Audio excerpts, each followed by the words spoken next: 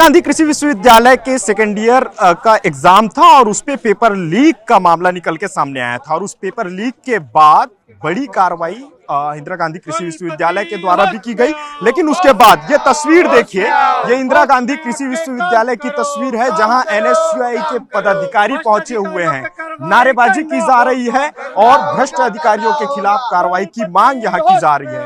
भारी तादाद पे सुरक्षा के लिहाज से पुलिस जवानों की तैनाती की गई है और हमारे साथ चूंकि पुलिसवर लहरें हैं और ये नोट भी देखेंगे तो पैसे हैं और ये जानने की कोशिश करेंगे कि आखिर ये पैसे क्यों लेके आए हैं पुलिस। देखिए भैया, जिस प्रकार से इंदिरा गांधी कृषि विश्वविद्यालय प्रदेश का सबसे बड़ा विश्वविद्यालय है, लेकिन कल बीएससी सेकेंड ईयर का पेपर था जहां पे विश्वविद्यालय 70,000 80,000 में छात्रों को पेपर बेच रहा है, तो कहीं ना कहीं ये चिंता का विषय है।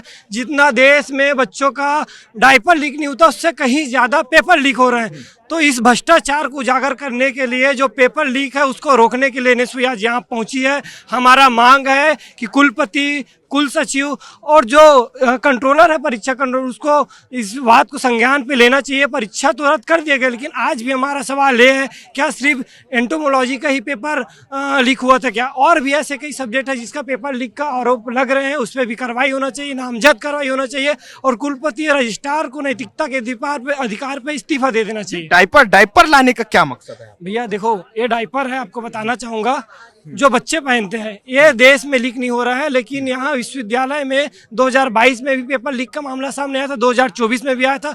5 सदस्य का समिति बनाया तो जाता है, लेकिन उसमें लीकापोती करके लास्ट में ये कह दिया जाता है कि ये तो इम्पोर्टेंट क्वेश्चन था।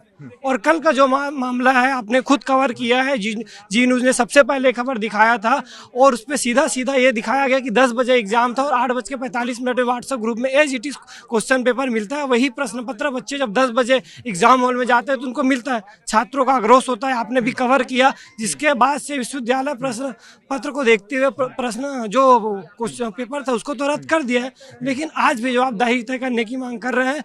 विश्वविद्यालय के प्रशासन से हमारी बात अभी क्या बात हुई, क्या आश्वासन मिला आपको? उन्होंने 72 घंटे का समय दिया है। अगर 72 घंटे में कार्रवाई नहीं होता है, जो भी अधिकारी संलिप्त है, एग्जाम कंट्रोलर है, परीक्षा विभाग है और 2 प्रोफेसर के सामने पेपर जो वो होता है, वो खुलता है लॉक उसका, तो अगर 72 घंटा में हमारा मांग पूरा नहीं होता है तो हम कृषि मंत्री, शिक्षा मंत्री का भी निवास घेरने का काम करेंगे और कुलपति रजिस्ट्रार के इस्तीफे की मांग करेंगे। अच्छा ये बताइए, जैसे अगर आप लोगों की मांगे पूरी नहीं होती, चूंकि आप लोग सीधे तौर पे कुलपति के इस्तीफे की भी मांग कर रहे हैं, अगर मांगे पूरी नहीं होती तो आगे क्या आप लोगों की स्ट्रेटेजी रहेगी? देखिए, मैं वही बताना चाहता हूँ, ये मामला सिर्फ 1 बच्चों 2 बच्चों का नहीं है। 40 से अधिक विश्वविद्यालय से जुड़े हुए कॉलेज हैं, 1200 से अधिक छात्र कल एग्जाम दिए थे, तो ये हजारों छात्रों का मामला है और हजारों छात्रों के साथ अगर अन्याय नहीं होता है, 72 घंटे का हमने समय दिया है, 72 घंटे में अगर कार्रवाई नहीं होता है तो एनएसयूआई, कुलपति और रजिस्ट्रार का विश्वविद्यालय तो घेरने का काम करेगा, साथ साथ शिक्षा मंत्री और कृषि मंत्री को भी ये संज्ञान में लाएगा। और कृषि मंत्री जी ये बोल रहे हैं, आज उनका बयान आया है कि जो भी दोषी हैं बख्शे नहीं जाएंगे। मुख्यमंत्री जी ने भी इस मामले को गंभीरता से लिया है, कड़ी कार्रवाई की जाएगी। आप लोग कैसे देखते हैं? देखिए, आपके चैनल के माध्यम से मैं माननीय राज्यपाल महोदय, माननीय मुख्यमंत्री साहब, माननीय कृषि मंत्री रामविचार नेताम जी, माननीय शिक्षा मंत्री टंकराम वर्मा जी से कहना चाहूँगा कि सर, ये जो मामला है कृषि विश्वविद्यालय का, सिर्फ ये पहला पेपर नहीं है, और भी पहले 2022 में 2024 में पेपर लीक के मामले आए हैं। 5 संसदीय लोगों का कमेटी तो बनाया जाता है, लेकिन वो कहीं ना कहीं शून्य हो जाता है। इस बार ऐसा बिल्कुल छात्र नहीं चलेगा। देश के जंतर मंतर में भी छात्रों ने धर्मेंद्र प्रधान का इस्तीफा दे दिया, तो एक कुलपति रजिस्ट्रार क्या है, इसका भी इस्तीफा हम लेके रहेंगे और हम उनकी सराहना करते हैं, लेकिन हम स्पष्ट और क्लियर मांग करते हैं कि छात्रों को न्याय मिलना चाहिए। अच्छा, तो बिल्कुल छात्रों की न्याय की मांग कर रहे हैं।